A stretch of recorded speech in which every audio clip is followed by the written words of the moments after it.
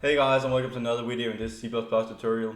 And this video we're going to talk about strings in C++, and first of all I'm going to show you like the basic C string, and then afterwards the C++ string, and then I'll talk about like the differences, and I'll show you some different kind of methods that you can call on strings in C++. So the first example here is like what is a string in C, because there's a bit difference between strings in C and C++.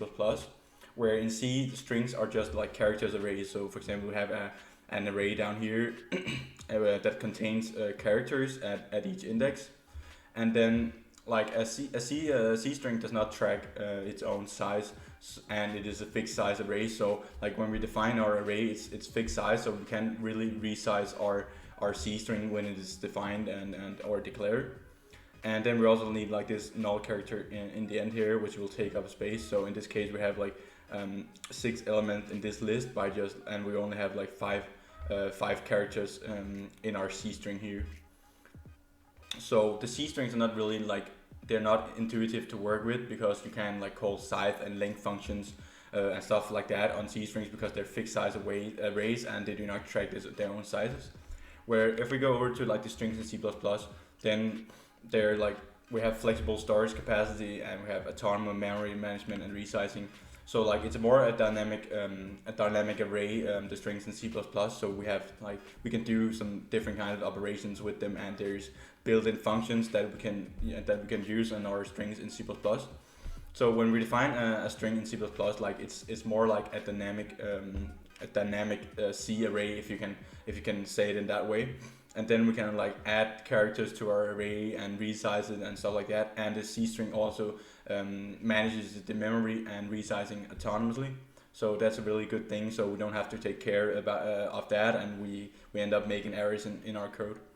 So in C++ we have different kind of like built-in functions or methods that we can call on our strings, and this is just like to give you an overview over the different kind of functions. And later on I'm going to show you some different kind of those examples in the code, where I'm going to show you what it does and how we can use those strings in C++, where which is not possible with just ordinary C strings.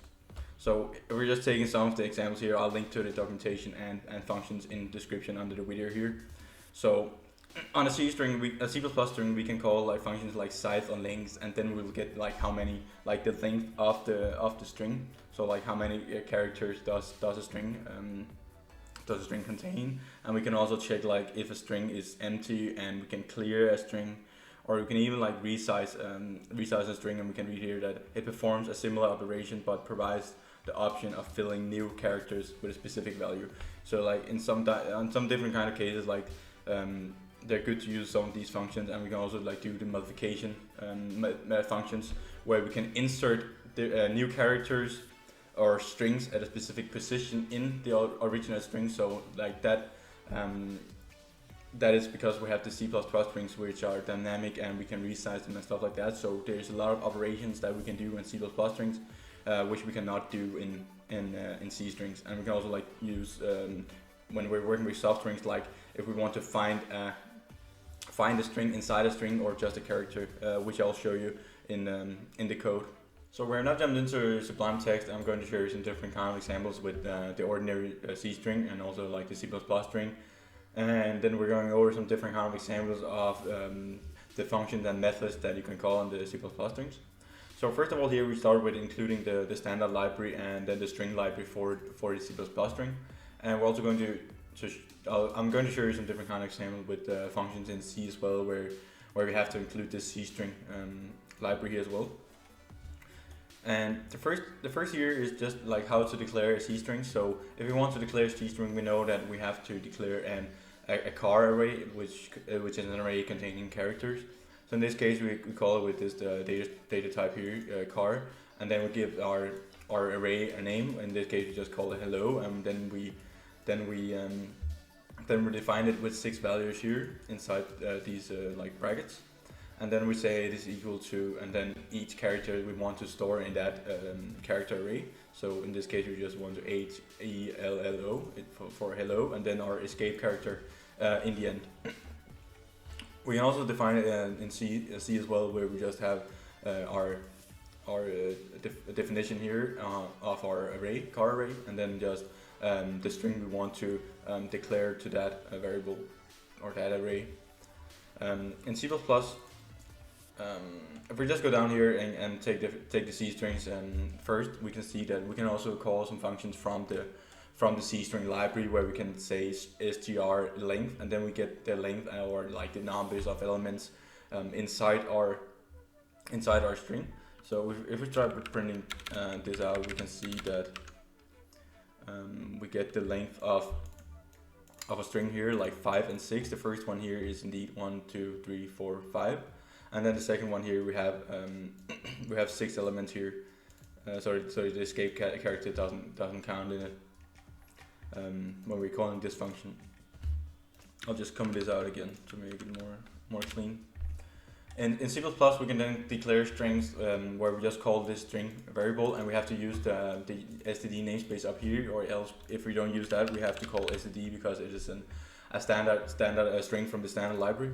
So in this case, we're using the std namespace, so we can just call like the data type here string, and then we want to call a string hi, and then set it equal to this string hello C++.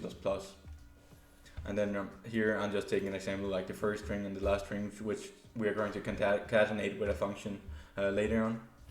And if we go down here and just print out a hi that we just declared, I'll just comment the other couts out here first. If we print this out hi here, we can see that now we're printing out the hello C++, which is a C++ string. So like it's just a basic string and how to like declare a string and print it out on the terminal. We can also concatenate strings when we're using the C++ strings.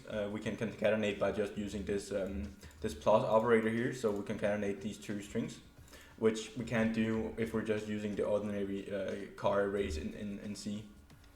So in this case here, if we print this out, we can see that the first one was decoding, and then we concatenate it with library. So now the string contains like decoding library.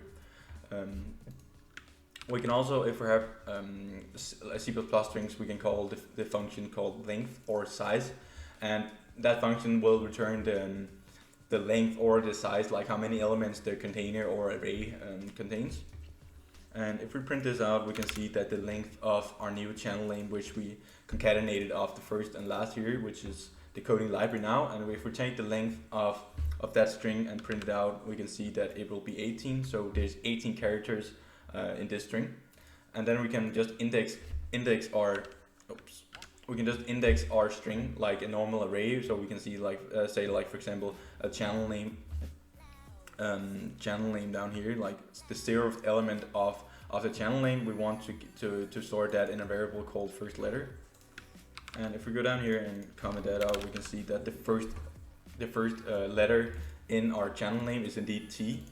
So we can use our C++ strings with indexes as well, and we can also do that with just the ordinary C strings. So in this case here, we want to change the first letter here, this index here of the channel name. We want to change it to just like a lowercase t. And if we print it out now, we print out channel name, we have modified it so the first letter here is just like a lowercase t instead of uppercase. So there's different kind of possibilities to modify C++ strings really fast, because they are dynamic and they're resizing and doing like all the management itself.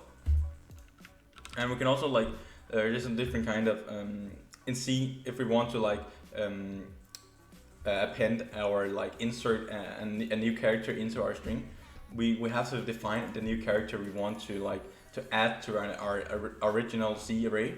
So, and then we can use this function from the C string library where we call like str and cat, and then the first parameter is the string that we want to like append or like insert something on, and then we have to give it a reference to the character that we want to append, and then the numbers of characters here. So in this case, if we print this out, we can see that we want to do it with hello. And if we do this, we know that hello was first, like the original string was just hello, and then we added the t here. So it is possible to add a new character to like just an ordinary C string array, but it is like kind of more complicated, and like we don't have auto management, like memory management and stuff like that. So it's not really ideal when you're working with strings and you want to call different kind of functions or resize them and do modifications. Then it's way better to use the C++ strings, because they're just built in and you can use the different kind of functions, and they're just the dynamic strings compared to the C strings. So if we print this test out here, we can just use them as like any other container or just an originals list where we have this test here. We just have a string here called test, and then we just call this function append, which we can call on any container, because like the string in C++ is just like an ordinary container. And then in this case we're appending G, like the character G, to our test string here. So in this case, if we print this out, we'll just get G, because the test string was empty before we did the append function here.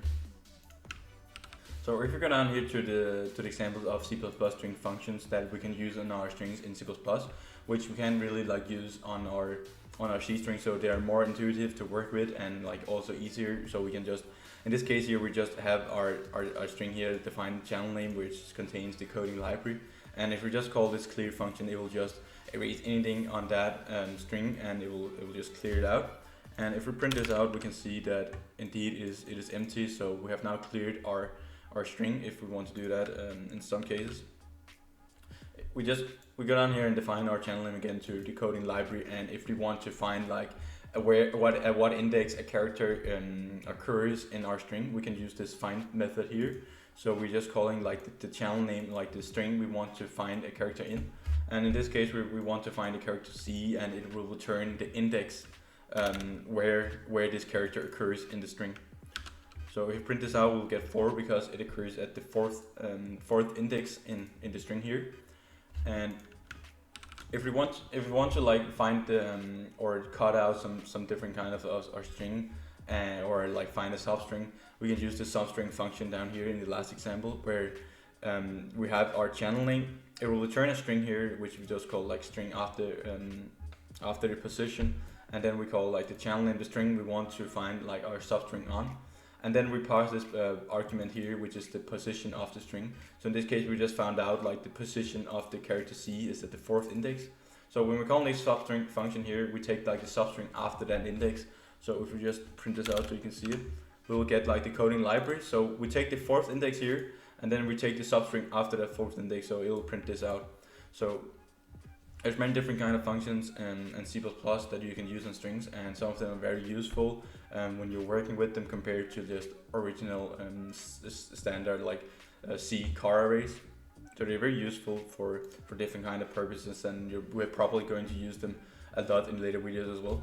So that's it for this video, guys. Remember to hit the subscribe button and bell notification under the video so you can help me grow this channel, and also like the video if you like this content and you want more of this in the future. Currently, I'm also doing an artificial intelligence tutorial alongside my algorithms data structure tutorial, and also I'm doing a computer vision tutorial where I upload one new video in each of those tutorials every week. So I'll link to one of them up here, and you can go check that out if you're interested. And just once again, like, thank you for watching this video, and I'll see you in the next one. Bye.